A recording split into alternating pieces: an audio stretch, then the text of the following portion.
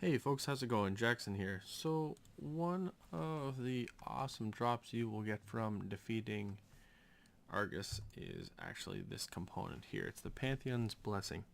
And what this allows you to do is to upgrade your item level of your Titan Trinket that will drop.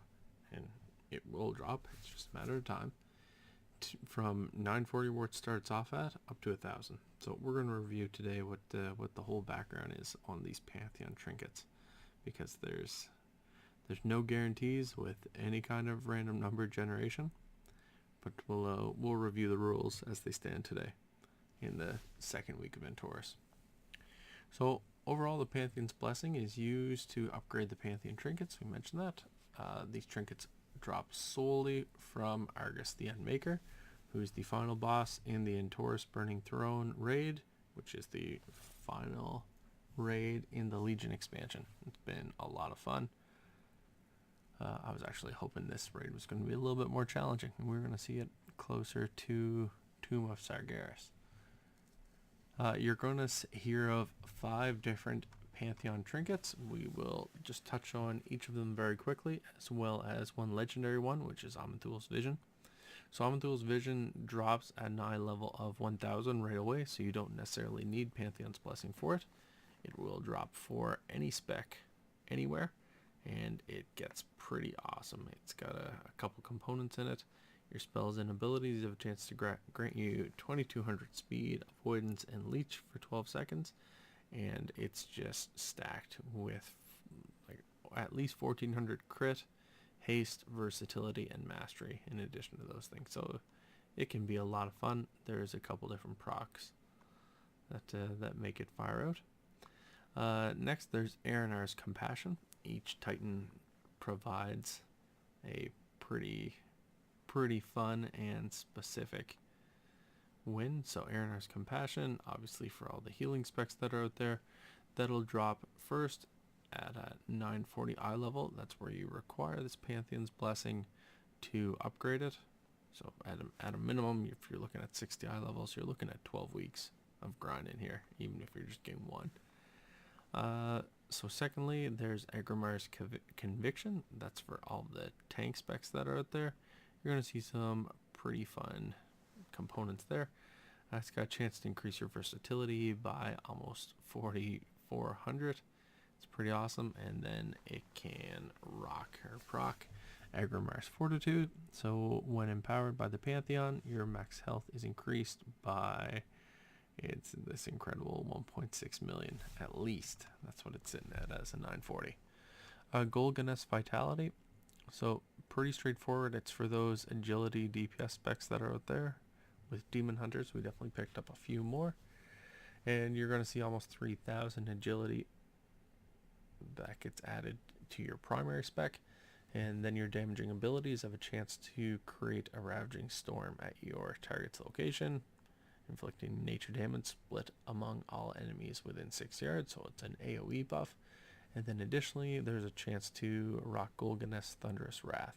And when empowered by the Pantheon, your auto attacks cause an explosion of lightning and nature damage to all enemies within 8 yards of the target. That's pretty awesome.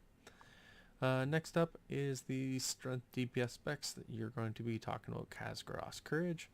So your damaging attacks have a chance to make your weapon glow hot with fire of Khaz'goroth's Forge, causing your audio attacks to do additional fire damage for 12 seconds.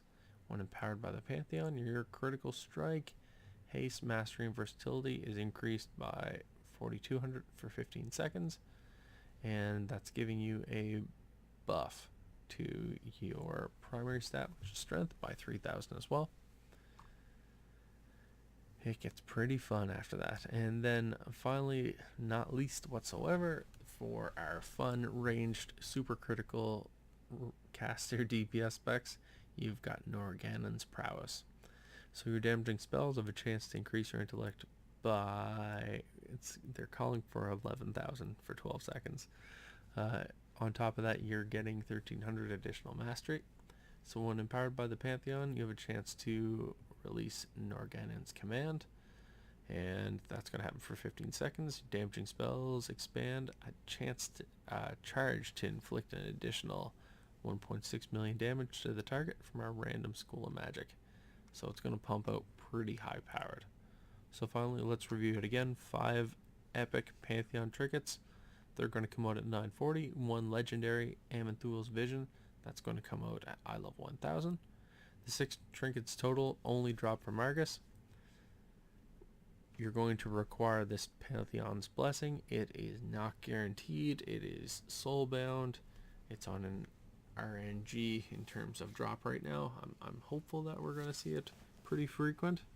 Hopefully we're not farming these for months and months, but it's encouraging so far. We're going to have a lot of fun. You will only get these trinkets from Argus. You can get them on normal, heroic, or mythic difficulties. The trinkets themselves don't drop 1 LFR, and they won't start dropping it until week 2. So if you knocked off Argus last week, like I did, you will slowly get a little sewered and say, where is my trinkets? Where's my Pantheon Blessing? So hopefully if you haven't got a trinket yet, it's at least starting to build up in the queue here. These Pantheon Blessing. And again, each Pantheon Blessing will upgrade a trinket by 5 item levels. So load up on them. I'm going to need 12, so between that and hitting bonus rolls, it's going to be a lot of fun. Again, a reminder, you can't run with the same character on normal and heroic or mythic and expect for that progressive opportunity for these to drop. You're going to get that 1 opportunity per week, and stay strong with that. You might have an opportunity, I think, if you are switching classes between healer, tank, or DPS. I haven't read anything in the forums or the raids that have it going yet, but I think they're going to try to use this to keep us a little bit engaged or chasing it for a bit longer. Okay, folks, again, that's the Pantheon's Blessing and the Titan Trinkets. Take some time, pick them up. Later.